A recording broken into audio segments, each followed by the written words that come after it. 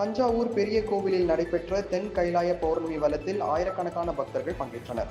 பௌர்ணமி நாளில் சிவபெருமானை மட்டுமே மனதில் நினைத்து அவருடைய திருப்பெயரை உச்சரித்துக் கொண்டு அமைதியாக கிரிவலம் செல்வதன் மூலம் சகல தோஷங்கள் விலகும் என்பது ஐதீகம்.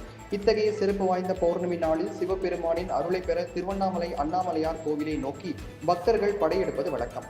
இந்நிலையில் தஞ்சை பெரிய கோவிலில் 12 ஆண்டுகளுக்கு பிறகு பௌர்ணமி வலம் கடந்த ஆண்டு செப்டம்பர் மாதம் முதல் நடைபெற்று வருகின்றது.